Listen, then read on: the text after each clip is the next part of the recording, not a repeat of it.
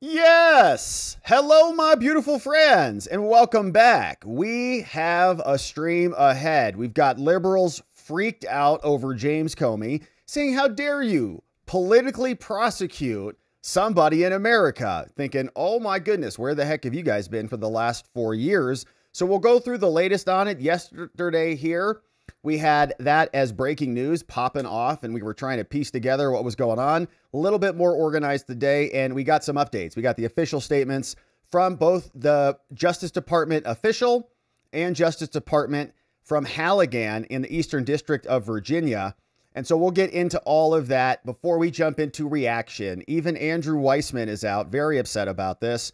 And of course, the bombshell story about the January 6th 274 feds, apparently. Undercover. There's some battling going on over the numbers, but we'll look at the documents and see what you think about them. But it's a beautiful day. We got an early show, and we had a great, much longer interview this morning with our friend over at Boiling Point on Rumble. And so if you're looking for an interview, we did that this morning. It was a great conversation. Thank you for having us. Shout out to the Rev.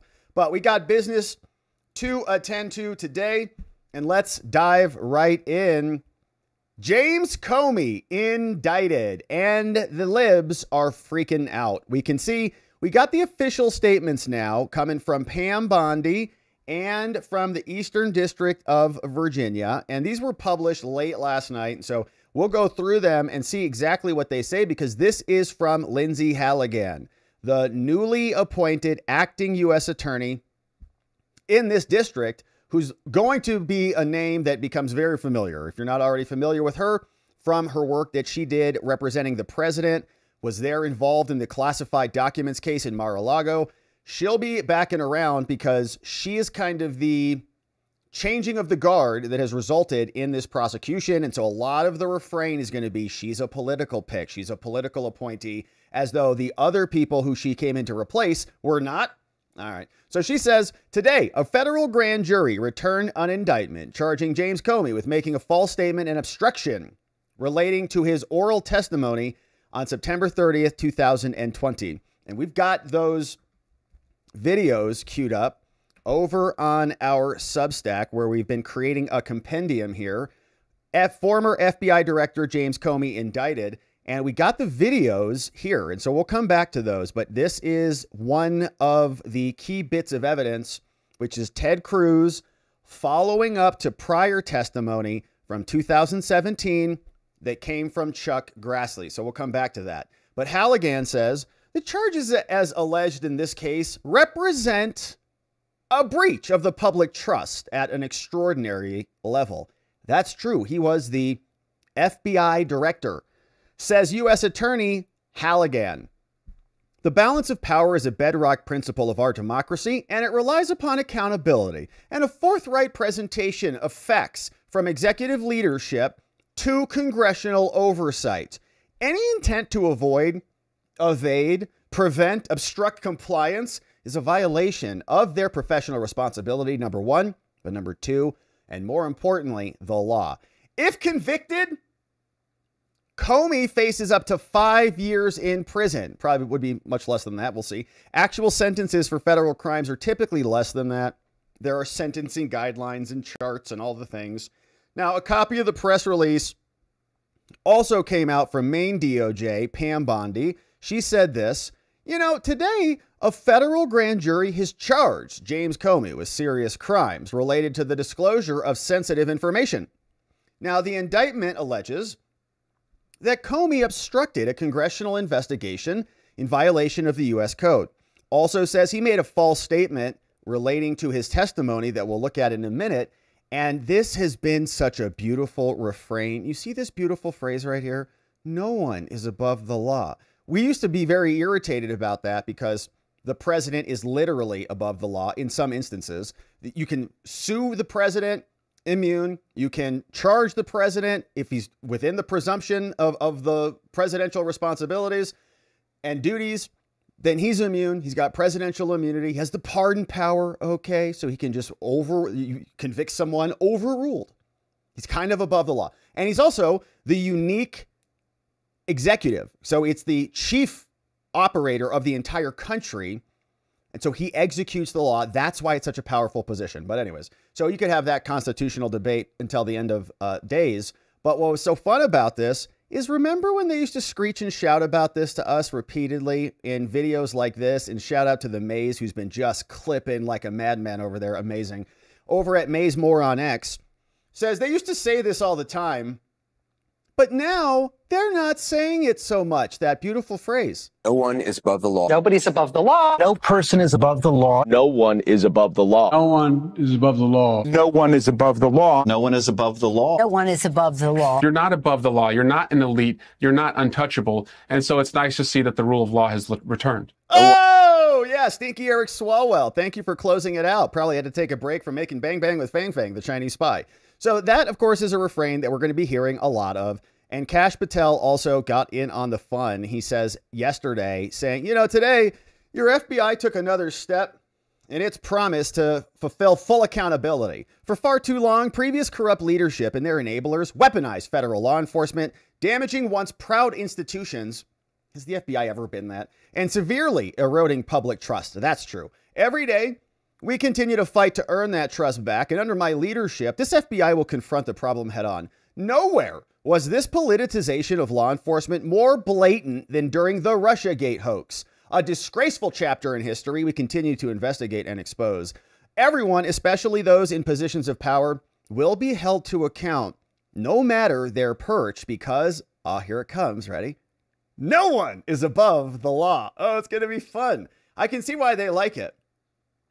Because it's just a stupid, meaningless platitude, and they can regurgitate it without thinking all that much. We don't like to indulge in that behavior, but sometimes, you know, you can. Now, so that's from Pam today, and Kash, he said the thing, and we just read through that. But what's going to be so interesting is, you know, I don't know what they're so worried about with James Comey, because as Maze Moore clipped for us, remember, there's a lot of options for high-profile people who are charged with crimes. And since James Comey is not above the law, we can just put him outside in the grass in a double wide out by the seashell so he can look at seashores. So a lot of people have suggested that there are a range of factors that would make it difficult to put a former, the system has not been tested in this way.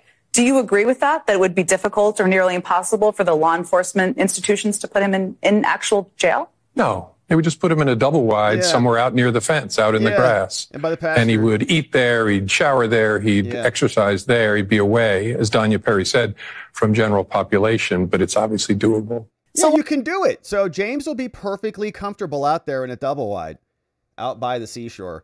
So we're looking forward to seeing that. And they were giddy as heck. You remember these, another one from Maze. When Trump, they thought that he was never going to be back. They had instituted the January 6th scam. This guy's now coming out January 21. He thinks that there is no way Trump's ever going to be elected again. And they're almost giddy and gleeful. Convict him, bar him from future service, have the prosecutors, the local prosecutors in New York, pursue him for the fraudster that he was before. They did all those things. Before he ever became president. Lock him up for the garden variety frauds he did there, but don't give him that center stage, that dominant role in our national life, just down the street from where Joe Biden is trying to heal this nation. Joe Biden, he stole the election. You guys did. You tried to steal it in 2016. You were successful in 2020. Everybody got wind of it. You guys were colluding to hide the Hunter Biden stuff. You were censoring everybody to prevent that from catching wind. CIA was writing talking points for Joe Biden's campaign. Give me a break. And all of the election rules were changed. And it's interesting, you know, the more you hear these types of statements from him, you start to say, well, was he directing this? I mean, it sounds like a nice little plan. This is 2021. He says, you know, here's what we're going to do. All the New York prosecutors going to go after him. All the federal prosecutors go after him. You're going to go after him civilly. Put him in a jail. That all happened. Exactly. Right. We lived through it for the remaining 4 years. They came in, they weaponized the whole government, stood up their operation and unloaded. And we lived through it. So that's interesting. Almost like he is in the center of a conspiracy. And maybe he's going to be the first domino to go, tipping into everybody else who will also be indicted, hopefully soon. So Rico sounds good. Go after them just like Big Fanny did. He can go after him, all the judges who were colluding to adjust their trial dates. and how they appointed Jack Smith, who's not even a real boy. Round them all up into one, and let's just have some justice in America. So that's more from Comey. And he's so upset about this, he had to publish a video. And so I hate to do it, but, you know, it's part of the story. So we got to listen to 56 seconds of him. Fortunately, it's not a full minute. We can get through it. Here's James Comey, who put on a suit and tie. Now he's going to go give his little, you know, manifesto as a victim of Trump, even though this dude had been weaponizing the government against the president and many of his allies, Flynn and many others, creating the Crossfire Hurricane in collusion with Brennan, Clapper, and Obama. Here's Comey now, standing firm. My family and I have known for years that there are costs Maureen? to standing up to Donald Trump. But we couldn't imagine ourselves living any other way. We will not live on our knees, and you shouldn't either. Somebody that I love dearly recently said that fear is the tool of a tyrant, and she's right. Liz Cheney, probably. But I'm not afraid. You look I hope afraid. you're not either. We're I hope not. instead you are engaged, you are paying attention, We are, yeah. and you will vote like your beloved country depends upon it, which it does. My heart is broken for the Department of Justice, but I have great confidence in the federal judicial system, and I'm innocent. So let's have a trial and keep the faith. We do. We want a trial. We're happy for that. So he's not going to be pleading guilty. That's great. We'll take this case to trial and we'll see what happens. And to be perfectly honest with you, right, it's going to be a little bit of an uphill battle on this one because it's going to be in the Eastern District of Virginia, ultra blue. James Comey is a slippery snake. And so he'll come into the trial. If he wants to take the stand, he'll come out there. Oh, no, what I meant was, and there's all, you know, there's a bunch of, the way that these people think in many ways is they always have a backup plan, right? We talk about this when cops pull you over. They don't pull you over if they really want to stop you, you know, legitimately for one reason only. They usually will have two reasons, especially in a DUI case, like a big stop like that. They'll have like three reasons: following too close, unsafe lane change. Oh yeah. And you parked in the crosswalk during the traffic stop, or make it up. So that way, if you can beat one excuse, one explanation, I wasn't speeding. All the, you know, your dash cam shows me I wasn't. Oh, well, you were weaving within the lane, or you were, you know, whatever else they come up with, wide right turn. And they rely on that. So he'll have a bunch of sneaky tactics that he'll be able to talk his way through. And all we're trying to do is raise some reasonable doubts. And reasonable doubt, of course, is a pretty high standard. But let's not forget, they took 4 shots against President Trump, plus the bullet, at him, but 4 criminal indictments against him. And they were 1 for 4, 1 for 3. 1 for 3, right? 1 for 4. They got 1 out of 4. They lost 3 of them. All right. I don't watch any sports, as you can tell. So the point is, they were unsuccessful in most of them. 75% of their efforts, you can say, they missed. Swing and a whiff. Jack Smith, not a real boy. Okay. He can't prosecute the case in Florida. Got thrown off there. Chutkin had to backtrack because of presidential immunity. And Big Fanny was indicting her lover, paying him $700,000 to, you know, go on cruises and have office meetings and whatever. So that is the point.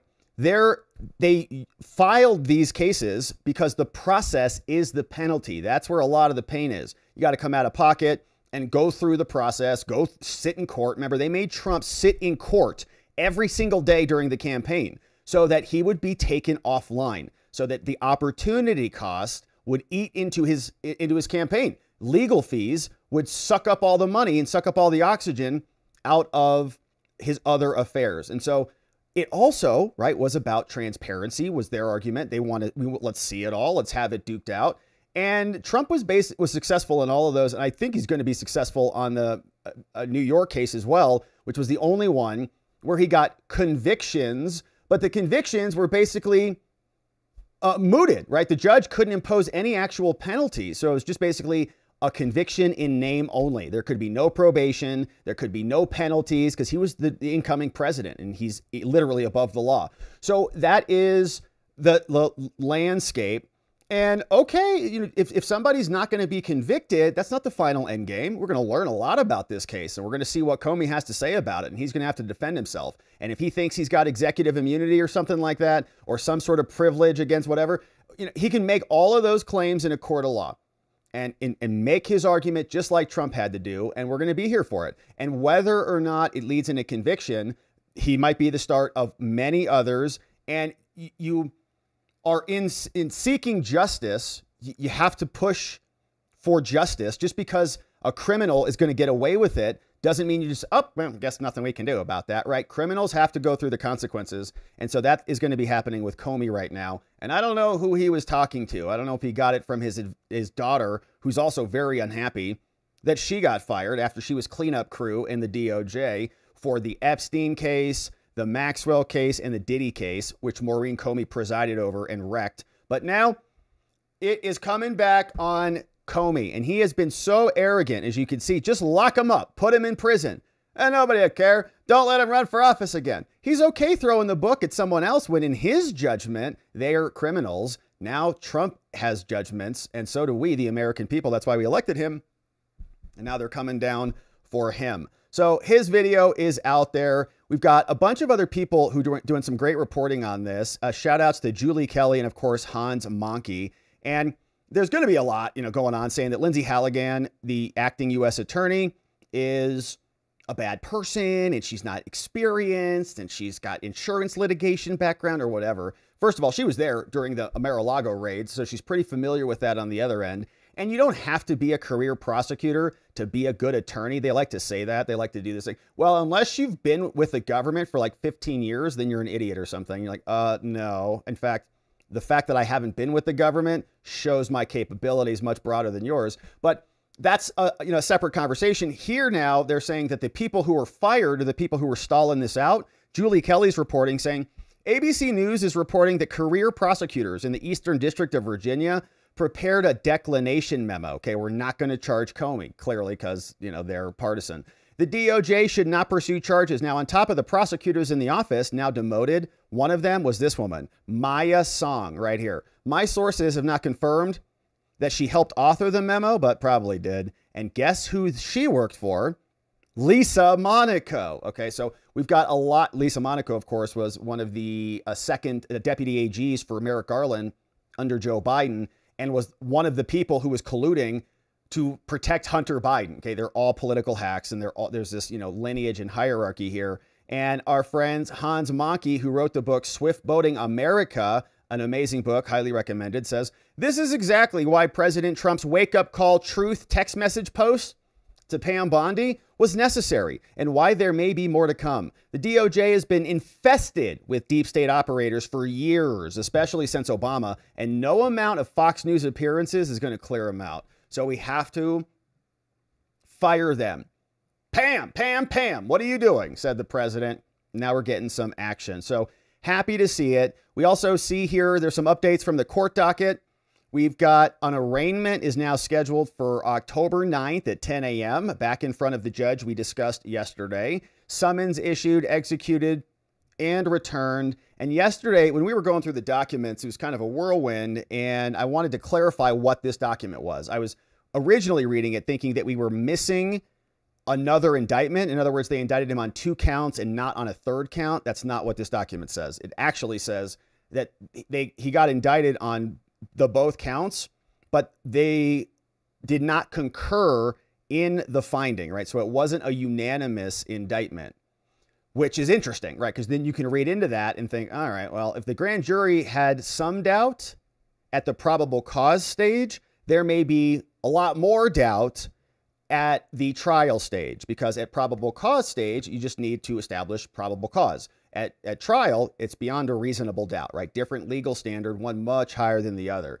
So we're going to learn a lot more. And of course, we want to know what the testimony was about. And so here is where it came from. And I want to shout out Eric Doherty and the C-SPAN for this clip. And here is what Ted Cruz was talking about back on September 30th. And as a reminder, the indictment references that date specifically. So they write here, on or about September 30th, Comey lied. And he was in the Eastern District of Virginia. James Comey was, because he was testifying under COVID. So that's why we're in the Eastern District of Virginia. And so when you watch the testimony, you're going to see Comey explain, be virtual. Okay, he's not in D.C. He's not in the Capitol. Normally he would be over there. That's why we'd be in the D.C. circuit or the D.C. District Court, but we're not. Here is the exchange. To another topic. On May 3rd, 2017, in this committee, Chairman Grassley asked you point blank, quote, have you ever been an anonymous source in news reports about matters relating to the Trump investigation or the Clinton investigation? You responded under oath, quote, never. He then asked you, quote, have you ever authorized someone else at the FBI to be an anonymous source in news reports about the Trump investigation or the Clinton administration? You responded again under oath, no. Now, as you know, Mr. McCabe, who works for you, has publicly and repeatedly stated that he leaked information to the Wall Street Journal and that you were directly aware of it and that you directly authorized it. Now, what Mr. McCabe is saying and what you testified to this committee cannot both be true. One or the other is false. Who's telling the truth? I can only speak to my testimony. I stand by what the testimony you summarized that I gave in May of 2017. So your testimony is you've never authorized anyone to leak. And Mr. McCabe, if he says contrary, is not telling the truth. Is that correct? Again, I'm not going to characterize Andy's testimony, but mine is the same today. All right, I'm going to make a final point because my time has expired. This investigation of the president was corrupt. The FBI and the Department of Justice were politicized and weaponized. And in my opinion, there are only two possibilities. That you were deliberately corrupt or woefully incompetent. And I don't believe you were incompetent. Yeah. This has done severe damage to the professionals and the honorable men and women at the FBI because law enforcement should not be used as a political weapon. And that is Ted Cruz delivering the key clip that is now referenced in the indictment. So thank you, Ted, for that. Hopefully he talks about that on his podcast. That's a good one. But he's referencing the 2017 testimony, and this came over from Catherine Herridge, and she's explaining that this originated originally back in 2017. Of course, that's much older than 2020, so the statute of limitations on that one has expired. But here is the clip that Ted Cruz was just referencing. Director Comey, have you ever been an anonymous source in news reports about matters relating to the Trump investigation or the Clinton investigation? Never. Question 2 on relatively related. Have you ever authorized someone else at the FBI to be an anonymous source in news reports about the Trump investigation or the Clinton investigation? No. Liar.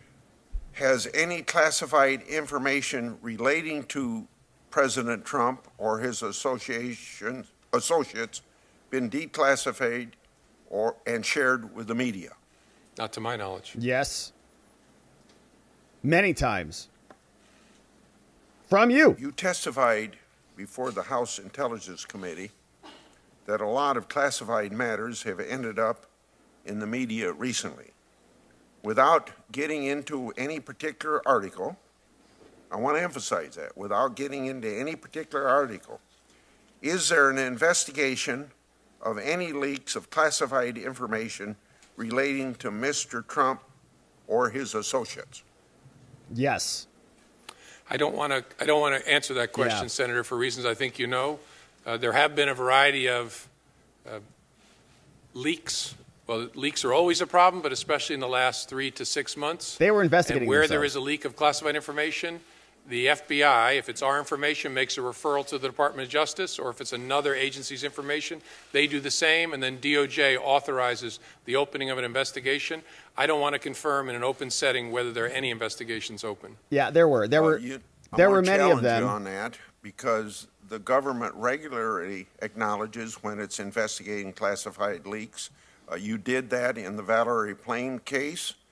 What's the difference here?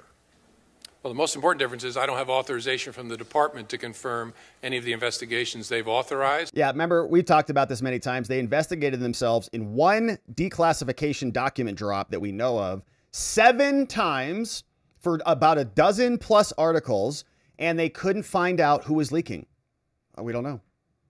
Was it you? Was it you? Was it you? All the answer is yes to all of them. Like, nope, not me. James Comey was one of them who was authorizing the leaks. And how do we know it? Because of this guy, Daniel Richmond. He is a Columbia law professor, and he was hired by James Comey as an advisor. And some of the declassified documents now show that he thought Comey was directing him to go and make these disclosures. These are a couple clips over on our Substack that we added from his profile. And here is still live, published over at Columbia Law. It says, Richmond has served as an advisor to former FBI director James Comey, okay, as an advisor or like a leaker. Okay, that's the official bio over from Columbia.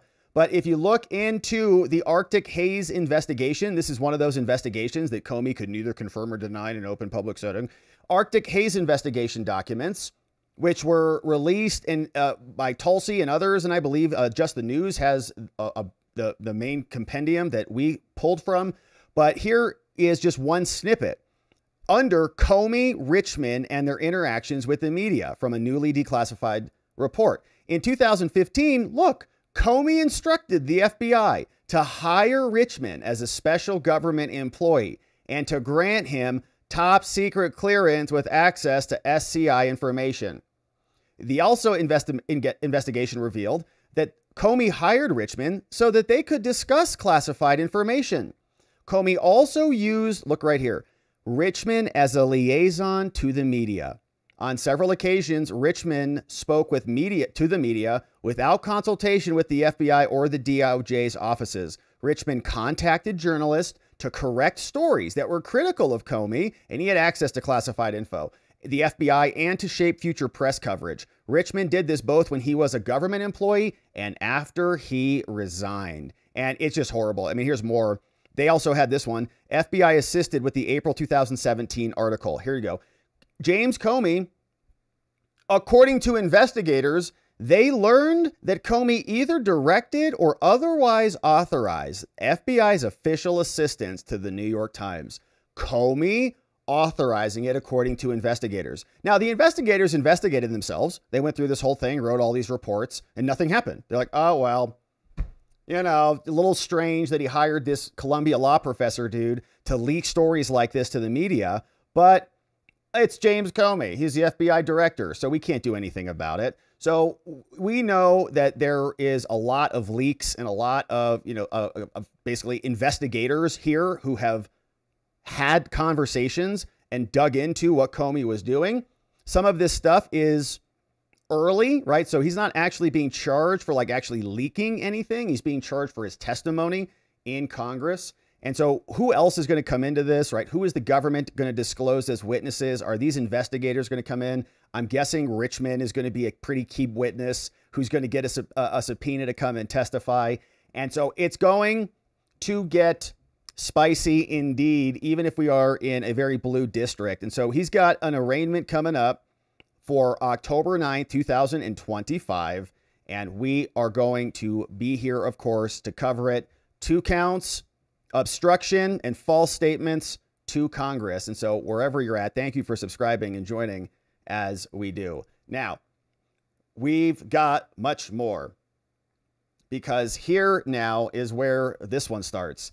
Liberals are freaking out after Comey's indictment hit them right in their face. Remember that they were saying things like this back when Trump was indicted, and now their tone has completely shifted. From our friend at Maysmore on X, make sure you give him a follow. Putting these two side by side, and this is Andrew Weissman, one of the top contributors to the lefty cable shows.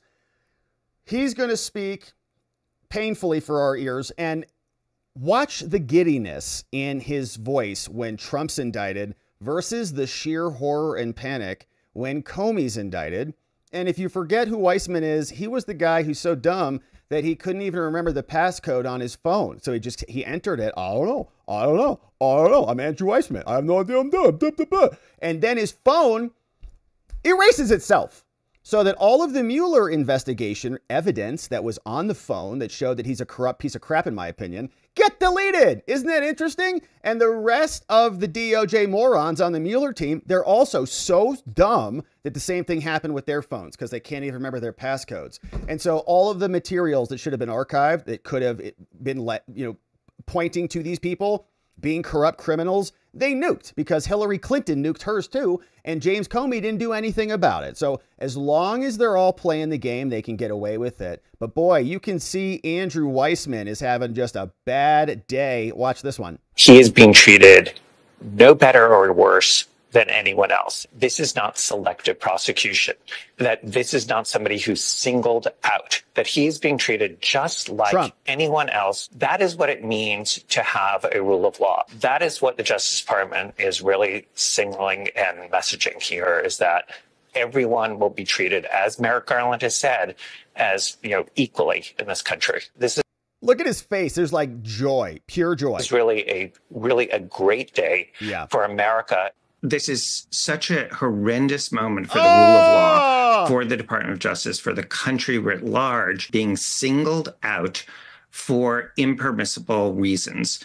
And so you can't lie to Congress. That's a pretty damn good reason there, Andrew. Just because you did your job, but just because you referred the president or you opened an investigation into the president, those are not legitimate reasons to have a sort of tit for tat. He's not getting indicted for that. Did you read the indictment? It's 2 pages. You should read it. It's about lying to Congress. It's not criminal charges for opening up an investigation. You can't lie to Congress like that. The FBI director coming in, he hired Daniel Richmond to literally go leak for him.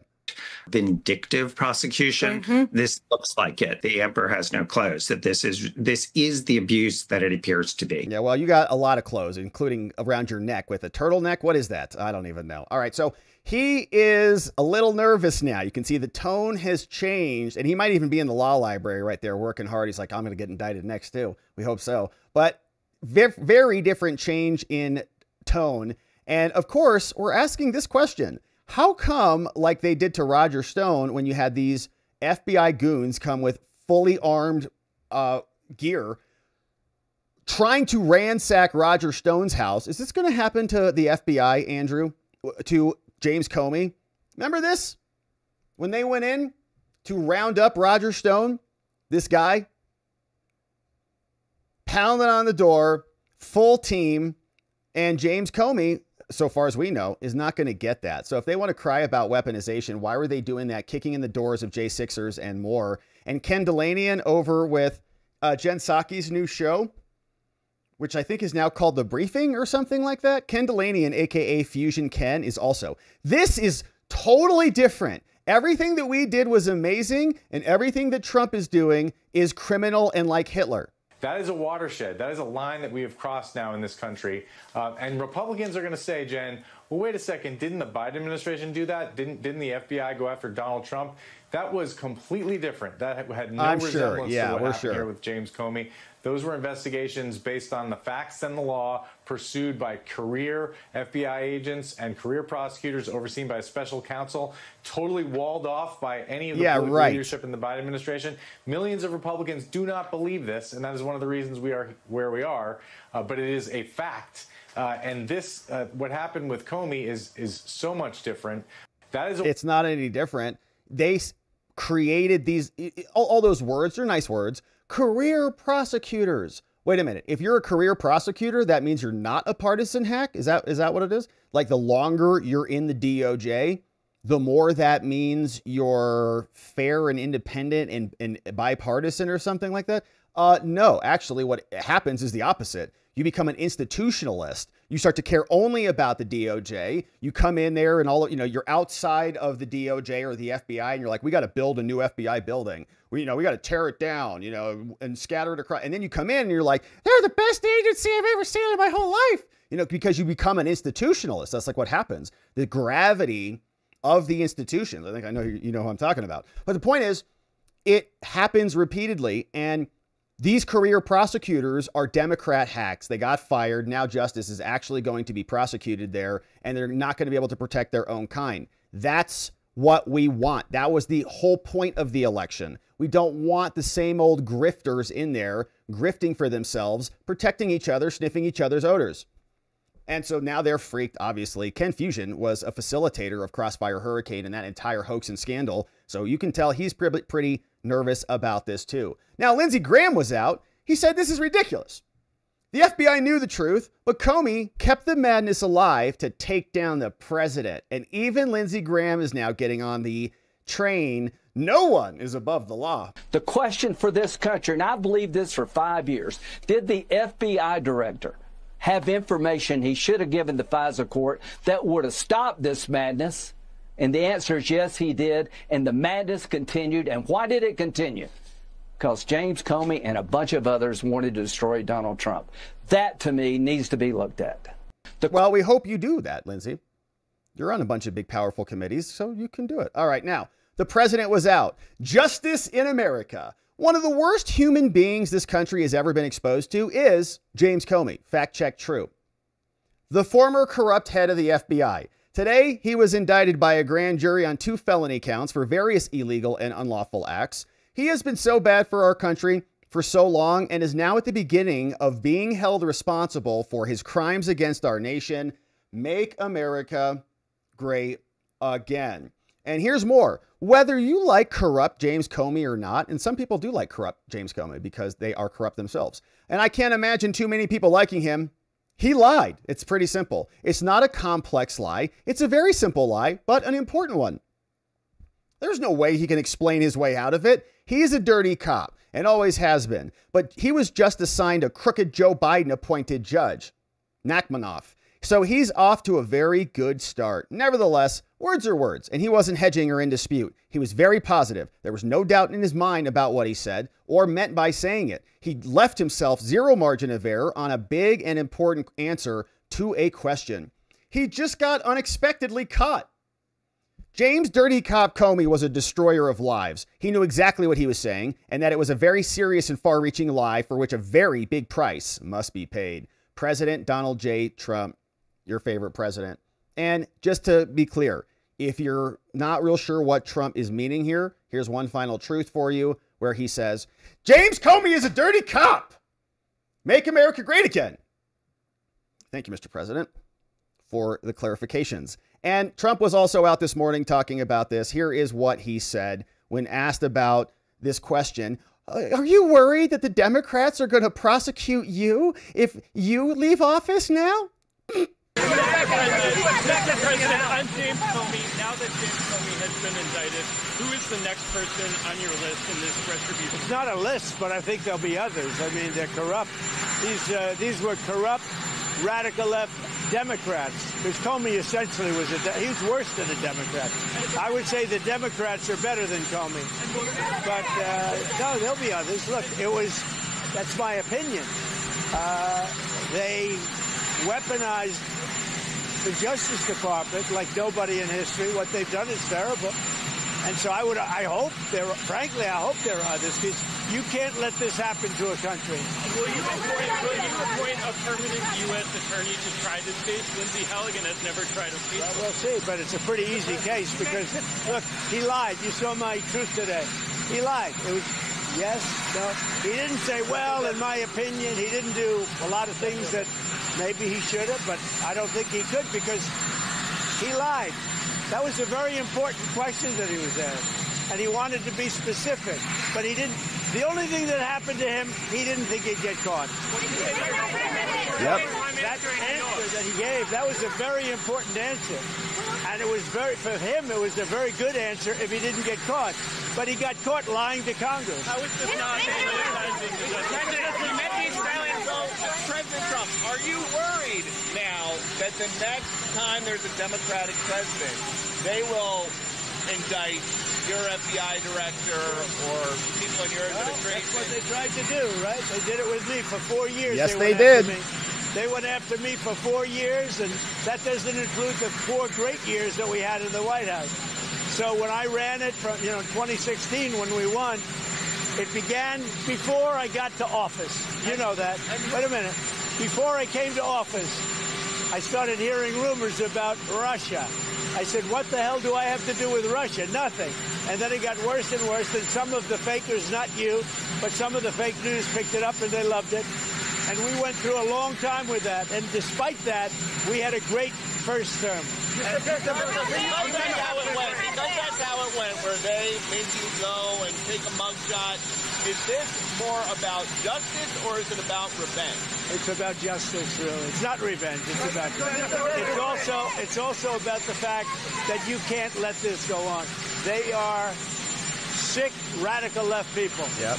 And they can't get away with it. And Comey was one of the people. He wasn't the biggest, but he's a dirty cop. He's always been a dirty cop. Everybody knew it. And it's, as far as the case is concerned, he gave an answer. It was a strong answer. He then verified it a couple of times because that was a very important answer. If he would have equivocated, if he would have been like a little bit less sure, that would have been very bad for him. So he gave an answer. The only problem is for him, he didn't think it'd be caught. And he got caught, Peter. Big time! He got caught, and now he'll have to appear in court in October, and we're going to be here to cover it. He can show up. James Comey wants to have a trial. So do we, James. We're looking forward to it, and we'll see you in court. All right, my friends. Now let's change gears a little bit and talk about some other corruption. Not really that much of a different story. Just a different topic, just a different subject. Here is a big one. FBI bombshell. They're telling us 274 agents were sent to the Capitol for January 6th, and they are very upset about how they were treated, calling themselves political pawns. Now, we're going to take a look at the actual document that is attached over here, and you can see we'll parse through it. It's a big one, and there's a bunch of these little entries in here that make it difficult to see exactly what's going on, but we'll go through and assemble it. But this is what Just the News is telling us about what happened, and the president is calling this, January 6th, a radical left Democrat scam. And we here have been covering January 6th since the beginning, and we saw officers tap people on the shoulder to bring them into the Capitol. We had questions about why the bike racks were moved and why there was seemingly openings for people to just walk right up. We saw, looks like doors being opened and other people with masks breaking windows off that have not been identified or charged with crimes. Strange. Who were those people? Who was the pipe bomber? Who created the gallows? All sorts of open questions about this. And why did the Capitol Hill Chief of Police, Stephen Sund, say that he made many phone calls to Nancy Pelosi? Nancy Pelosi basically admitting she was in total control and had responsibility for security on that day. Why did Stephen Sund ask for the National Guard to come and they went to their own homes instead? They went to go protect their wives and kids and just ignored the Capitol, meaning there was a stand down order. What happened with the pipe bomber? Why did Kamala Harris go over there? Tons of questions, and we would just like some answers on it. And now we're starting to get some of them. You can see Just the News says 274 agents sent over to the Capitol, and the Blaze is also reporting on this. So we've got two sources now. The Blaze saying, yep, 274 plainclothes agents embedded in the January 6th crowds, coming from Steve Baker and Joseph Hanneman, two reputable reporters who've been on this topic for quite some time. Just the News explains, the FBI secretly deployed more than 250 plainclothes agents to the U.S. Capitol during the J6 riot. So again, we're having, people are going to be quibbling over a couple things. One, the number. Was it 250? Was it 274? We heard the FBI made a stipulation in trials to something like 13, or maybe it was 8. I think it was actually 8. We had Homeland Security investigators who were also on scene. So are we counting them? Are we counting local FBI agents, local field offices? Are we taking agents from all over the country? We know that they were coming in from all over the country. So what is the number? Don't really know. Secondarily, what is the time? When did they come? Were they there before? Did they arrive during? Were these people who came in after? So we're looking for those things. And it's going to be points of contention, points of debate. But here's what this evidence is showing us. They say it also was so disorganized, they unleashed searing frustrations among many of the rank and file at the FBI. Scores of FBI agents and personnel, many from the Bureau's premier Washington field office, sent anonymous complaints to the after action team detailing how agents were sent into unsafe scenarios without the proper safety equipment or the ability to even identify themselves, just kind of flood the zone with feds, readily armed as officers, right? We're undercover. There was no way for us to identify each other. And you know how many agencies there are in DC? I think we looked it up. There were like 13 different police agencies. Like the Mint has a police, like the parks have a police, the coffee shop on the corner has a police department. The most persistent complaint was that the Bureau during the Comey and Chris Wray era had become infected with political biases. You're kidding. The FBI should make clear to its personnel and the public that its mission is its mission. And we'll take a look at the documents and highlight some of these. But one after another, these are all responses that came in, 50 pages in all. They were located by Kash Patel, his team, and recently turned over to the House Judiciary Committee. We've got a new J6 committee that is forming up right now. And here's what they say. The document has proven a bombshell to lawmakers, revealing for the first time the FBI had a total of 274 agents deployed to the Capitol in plain clothes and with guns after the violence started, but with no clear safety gear or way to be recognized. You can read the after action report here. So they're coming flooding in, and that's pretty wild. If there's 274 there in plain clothes who are becoming piling in after things start to get a little bit squirrely, how many were there before that? You can read the after action report, and we will. That's the document I just shared. Now, Christopher Wray refused to tell Congress how many agents went to the Capitol that day, which is how we know it's a lot. And prior DOJ Inspector General did not divulge the numbers, and they just get clever about this, referring only to the SWAT team. And the SWAT team had more than 24 informants in the crowd. Amazing. The SWAT team had 24 informants. The existence of mass FBI agents could also be a problem in cases that were brought in court. The document also reveals for the first time that there were widespread concerns for years inside the Bureau. And sentiments boiled over after they began to send SWAT teams, like they did to Roger Stone, to arrest J6 participants for misdemeanors, these psychos. Misdemeanors! The FBI had become biased in favor of liberals and against conservatives. And Wray said, "We're doing a great job," then got on his airplane and went on family vacation. But frontline agents repeatedly called this liberal bias and saying it reeks of political bias. Jim Jordan vowed through a spokesman to get to the bottom of this. And Chairman Loudermilk said, "We're going to continue to discover exactly what happened on that day." The report solves another one of the mysteries. How did the FBI respond when violence began breaking out?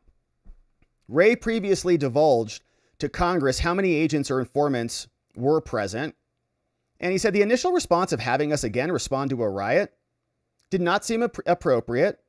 And of course, double standards and lots of different bits of analysis there. But we also see the Blazes reporting on this. And they say the FBI, according to their interpretation of the document, is explaining 274 plainclothes agents. A senior congressional source said the number is not necessarily a surprise. The FBI often embeds counter-surveillance personnel at large events, but given their refusal, the FBI, to disclose the level of its presence, this might raise some skepticism. And we saw this before during the Proud Boys trial. Remember, there are many different agencies that are a part of this entire fake operation that they caused. And they would have the judges bifurcate them out, separate them, and make sure that only, okay, look, if the DOJ and the FBI are investigating and prosecuting the case, says the judge, then we only need those people in the trial. Everybody else is irrelevant. The DOJ is not using Homeland Security investigations to make their case. They just need these FBI agents. And so we'll just segment out all of the other undercover informants who were there, who were instigating and exacerbating what happened. So previous news says the DOJ Office of Inspector General said that the FBI had no undercover personnel in the crowd, a clear lie, saying we found no evidence in the materials, the Office of the Inspector General, suggesting the FBI had any undercover employees. Okay, and that's the other thing. They're like, well, what's the difference between an employee or a confidential human source? And they said, well, we haven't actually like officially signed him up as a confidential human source. And so he's just like a pre-confidential human source. You know, it's complicated, like on Facebook or whatever. So no, we didn't have any undercover employees who were dressed in clown suits there. All right. Well, we weren't asking for the clown suit. You know, well, we had zero. Totally. Well, okay. How about any undercover non-employees? Oh, we didn't look into that. Oh, yeah, we know why. Now, depending on how one reads undercover agents versus plainclothes agents, both could be true. They did say that they had 26 CHSs who were in the crowds, 4 of whom entered the Capitol. And the Inspector General also said that only 3 of the FBI informants had been assigned by the Bureau to come to Washington and to report on domestic terror subjects who were attending the event. Now, of the 26 informants, 4 entered the Capitol during the January 6 protests. The OIG said they were not authorized to break the law, but they did. Chairman Loudermilk, who's going to be leading the new J6 committee, has also expressed determination to drill down this, wants to get to the bottom of it. William Pope, big shout out to Free State Will, listed nearly 50 agents that he identified, such as officers from the Joint Terrorism Task Force. Now, it's not clear who exactly is a part of the 274, but speaking of William Pope, Free State Will, he also had something to say about this since he's beaten the DOJ single-handedly. He says he's a J6er who won. The 274 number, he says, is actually 363 total FBI staff on January 6. FBI only. It does not list them all as being plainclothes, so we don't actually know that. Some responded to the pipe bomb, etc. And also, this number is only FBI from the Washington field office. It doesn't include feds from other agencies or FBI offices. So here's another log where you'll see on 1-6 position type agents, 274 people, but they may have been there, you know, during and after. This number includes agents that responded to the Capitol grounds, as well as inside the Capitol, the pipe bombs, and the red truck that was believed to contain explosive devices, as well as CDCs and ADCs. Okay, so 274 people in and around. When did they get there? How many were there before? That's their number. And then there are other numbers because they've got other people there. You know, on J6, basically the total down here is 363.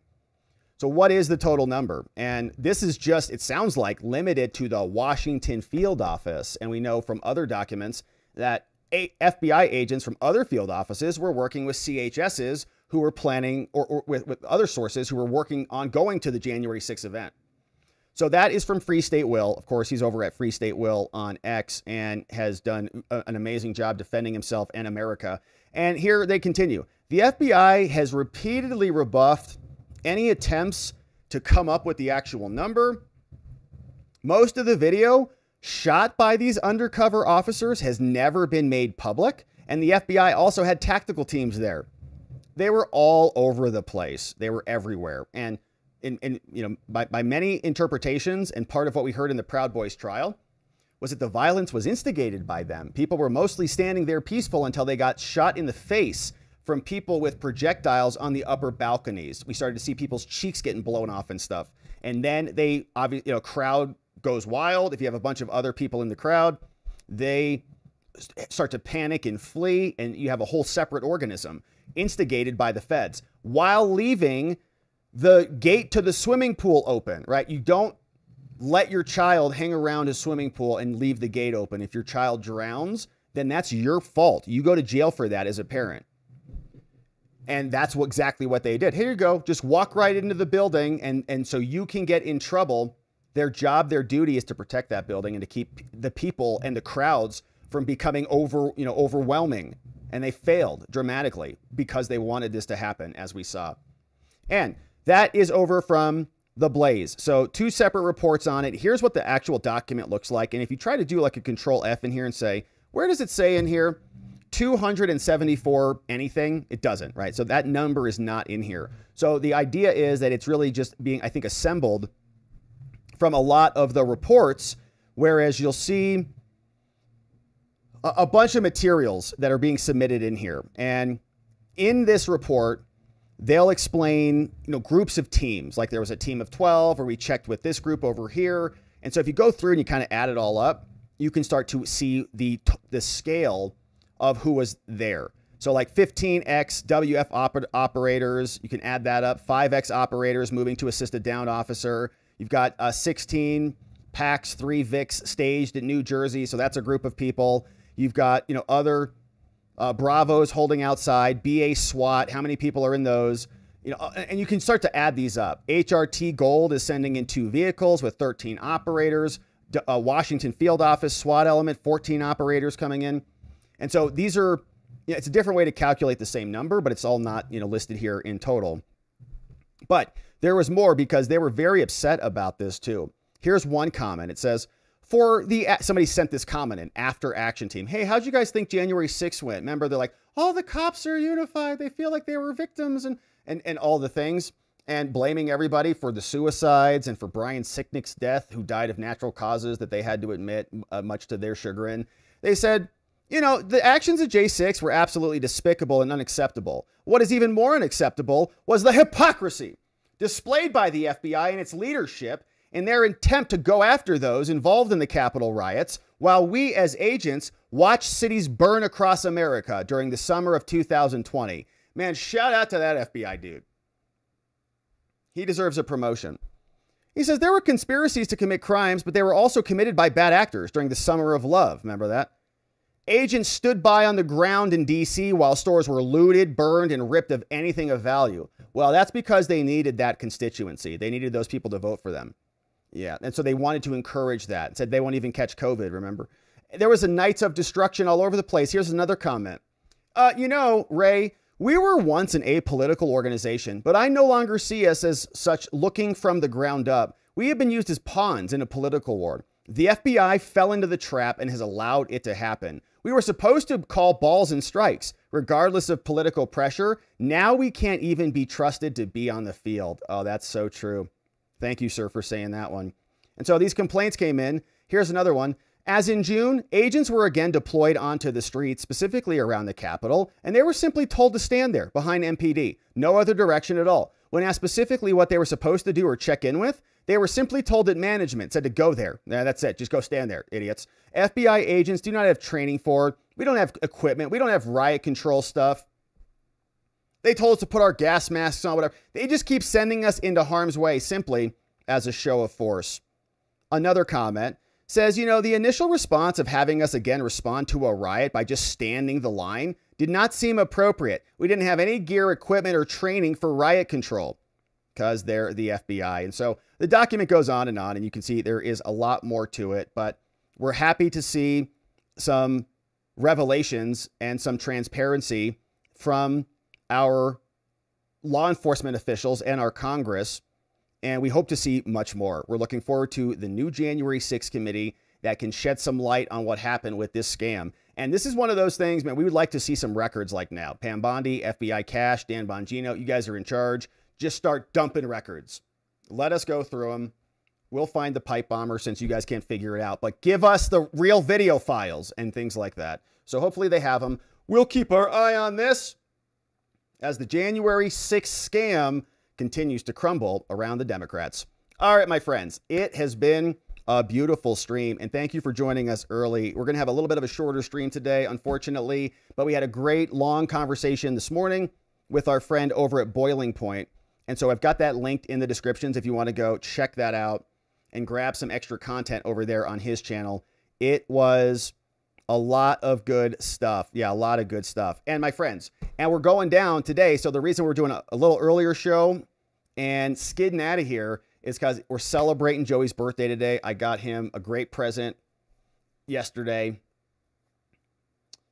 He's probably not going to watch the show. So I got him a printer. Okay, I'll tell you. I got him this printer that's got like these ink reservoirs. It's like 6,500 pages. He's going to have so many Marvel logos coming out. So we're going to drive down to the valley to give that to him, and his party starts in 2 hours. So we're skidding on out of here. But I want to thank you for being here. Thanks for joining us early. Thanks for checking out the live stream that we did with our friend, The Rev. And let's, of course, see who's joining us on the day. We had some great comments. And let's get some of this stuff queued up over here. Let's see what we've got over on the YouTubes and on the locals. And then we're going to call it a beautiful day, my friends. And wish you the best Friday you can possibly imagine. All right, let's see. We got some super chats in the house. We do. Waldo, what's up, Waldo? Thank you for sending this one in. Waldo brought in one new membo. Amazing, Waldo. Thank you for doing that. Let me pop this out over here so that we can get this puppy all situated. What's going on? Waldo, thank you for this. Waldo, one membo gifted in here. We got Fred Pedamonte says, James Comey's net worth is $14 million. Golly, the FBI pays well, from Fred Pedamonte. Yeah, he's right. He writes novels now. You know, it kind of inspired me to write a novel, which I'm working on. But I think, a lot of people are working on novels. So we're working on it. But I started to read the intro of one of his novels, and I thought, oh my gosh, this is horrible. He can do this? Anybody can write a novel. I could just vomit out some words and it'll be better than this. So I'm pretty, inspired by James. Thank you, James. Here, Melanie Snare. Abby Lowell won't be available for another client. I know he's representing too many corrupt Democrats. Abby Lowell, Hunter's lawyer. Good to see you, Melanie. He's like, oh, another corrupt Democrat? All right. Do we have room on the docket for me? No, we don't. Bill McPherson. Bill, thank you for the very nice dono. Very nice of you. Thank you for this. Says, Rob, I stated after Charlie's sacrifices, this would unify the nation in goodness. I've spent my whole life as a protector, as a Marine infantryman, thank you, sir, counter-terrorist specialist, correctional deputy, private security, and father. Truth will prevail. Man, and those are all, it's interesting. That's interesting. I think, there's this idea that there are certain, like avatars. People can be defenders, people can be protectors, people can be warriors, people can be healers, people can be spiritual advisors, right? It's like there's a couple categories, and sometimes your soul is just aligned with one of those. I mean, that's awesome that you found yours, Bill McPherson. I think that, that's an awesome, first of all, an awesome legacy to have left. Thank you for, being such a public service, but I agree with you. I think that there's going to be more connection. Anytime you see evil, there's a natural, just like Newton says, an equal and opposite reaction. When you see somebody who's a good person, who's living a nice life, who's trying to have conversations with people, and who's basically the least controversial person ever, get murdered in cold blood, assassinated, there's an equal and opposite reaction to that. So there's a lot of evil out there, but man, there's a response. And I think that we are witnessing an awakening. A revival happening. And if you were at the Charlie Kirk Memorial, you could feel it in your bones, no doubt about it. And friends, thank you for sending those in and for being here. See if we got any great comments on locals as we wrap it up on the day. Bucky's is Rome is here. What's up, Bucky's? Is it true that Halligan isn't a criminal lawyer and only a real estate lawyer? If so, will someone else prosecute the case? I think she's done civil law. I don't know exactly what she's done. I know that she was interfacing with the feds for the Mar-a-Lago thing. I think she may have even signed off on a document certifying something happened, materials were transferred. That may have been her. So she's got some interfacing with law enforcement for sure. So she's got some of those skill sets. But a smart lawyer can handle any type of case, really. You got to read the law. You got to understand the rules of the game. I certainly think that experience is good, and criminal experience is very different than civil experience.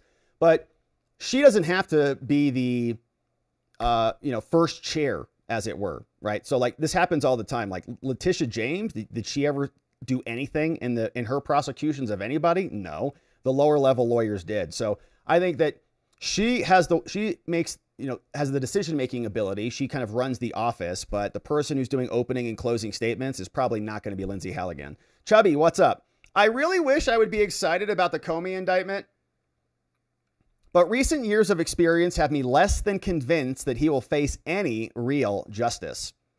That might be true. Ultimately, he might turn this into something, probably write a book about it, get a bunch of book deals. Like if he's exonerated or he goes to trial and wins, Comey could actually come out kind of a hero to many on the left. But the process is bruising. The process is very bruising. And we would get to learn a lot about his true corruption and get to make our record known, get to make our side of the ledger publicly known. And then the American people can have justice play out, and whatever, happens in conclusion, I guess we can live with that. But it's not that we didn't try. We're definitely going to try. You just don't get to try to rig elections and commit coups and lie to Congress and obstruct investigations and get away with it. Not in America, not anymore. So there's a new standard, and Comey, maybe, he's the first one through, so maybe he gets through, but it's going to be changing moving forward. Bucky's is Rome. According to Catherine Herridge, Arctic frost is the investigation and document that is the basis for the indictment. And according to her, Comey is going to get superseding indictments along with other people. Man, Catherine Herridge would know. She's done great reporting on that. Yeah, it's a thin indictment. Maybe Comey's going to be the first domino of many. We hope so. Bucky's also says, yeah, apparently the government has a witness, an unindicted co-conspirator. Yeah, Daniel Richmond. Jonathan Turley says a subpoena was served on him because he was the leaker. He was the conduit. He was the middleman. Yeah, we just covered him. He's over on our Substack. Rub some dirt on it. What's up? Rub some dirt on it. Happy birthday, Joey. Yeah, we're going to celebrate. We're going to have so many slices of pizza and wings today. It's going to be great.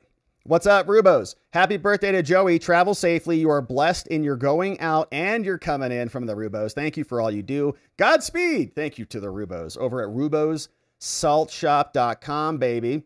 Thank you to the Rubos. And Bruce Rice, baby, thank you for saying happy birthday to my bro. He's amazing. We're looking forward to it. Hey, Jigum. Oh, my goodness. That's my bro right there. The Joey Nader. Thank you for that. Man, Jigum. Joey Gouveia Nager. Amazing. It's nothing personal. Man, I can't wait to show him that. So that is awesome. A film by Joey G. Huge. He's a huge Arnold fan. So thank you for that, Jigum. I'm going to save that and show that to him tonight. Harden, one thing I wonder about since Comey's indicted, if they're going to try to get him to spill the beans on any Epstein stuff he destroyed or was told to destroy, or if there was any backup info about all of it, where it's located. Yeah, and that's part of the conversation I think we were having yesterday about who flips first, who turns on everybody else, and then makes it easy because they'll be a cooperating witness. Elliot. Okay, we got a reply. That's going to be a good one. Maybe we'll hit that one tomorrow. Thank you, Elliot. Doc Masters here. Flash River, what's up? Rob, I saw one of your video shorts was showcased on the Tom Lapey podcast. Whoa, that's nice. Last night, around 32 minutes, 45-second mark on X. Tom does 5-weeknight podcast at 9 p.m. Check it out. I'm not sure if he knows who you are, so I posted a message to him to learn and give reference to your streams in various platforms. This is the podcast last night. Well, shout out. That's awesome. Shout out to Tom Lapey. Tom Lapey, probably how to say it. Thank you, Tom, for showing our work on your stream, my man. I appreciate that. And I will check it out. Thank you, Flash. Sounds like it's probably a great stream. Hoofer. Hey, Rob, they always say these are historic times. Trendsetters, glass ceiling breakers, and first ever historic fill in the blank. Is it true James Comey is the very first FBI director indicted and only ever indicted? It's true. It's historic. Congratulations to Jimmy Comey. Maybe you've been the first and only convicted ever. What an honor. Wonder if you got anyone in prison hoping to see you soon? He stands alone. Grand jury indicted. Must be a proud moment. Probably credits it to thinking Congress and Americans are a bunch of schmucks. Thinking we'd believe his congressional testimony over from Hoofer. Sadie. Hey, happy birthday, Joey. Get a picture when he opens his gift, please. You sent him a gift, Sadie? Sadie, you're so amazing. We love you, Sadie. And Tobo says, Jimmy Kimmel's coming back on Sinclair. I think I saw that. Yeah. So they caved. Well, what else are they going to show? So that was fun. Jimmy Kimmel, little, temper tantrum, and he's back. All right. So good stuff. All right, my friends. So thank you so much for being here. We're going to leave it there. Your boy has got to get on the road so that Joey is not wondering where the heck we were, and we don't want to be responsible for a delay in pizza, presents, or cake, So we're going to wrap it up right there. We're heading on down to the Valley, my friends. Thanks for joining us early. Once again, we had a great conversation with Boiling Point Live this morning. Got a link to that conversation over on his channel. and we talked about a bunch of stuff, like 2 hours, and it was a beautiful time. So if you want to, hang out over there, check that out, of course. Otherwise, my friends, it's been a beautiful week. Thank you so much for being here. Big thanks to our mods and meme smiths who mod the fort down for us. K-Bean, Carrie B, Donut, John. We got Gigum, Just Rhonda, Elliott, Neuro, Dog Digger, and Janek, all modding the fort down for us. And yeah, thanks to those of you who joined us this morning. It was nice to see you in the chat, and I hope you enjoyed the conversation. I know I did. It was a good one.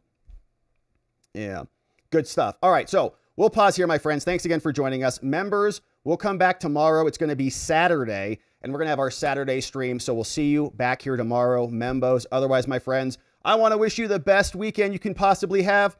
Hope you're doing something fun, exciting, spending time with family, friends, the people that we love, getting outside, soaking up some vitamin D, and coming back here on Monday, ready and restored and roaring to go. We can't wait to see you back here so that together, with your help, we can shine that big, beautiful spotlight of accountability and transparency down upon our system with the hope of finding justice. Make it a beautiful night, my friends. Happy Friday. We'll see you right back here on Monday. Bye-bye.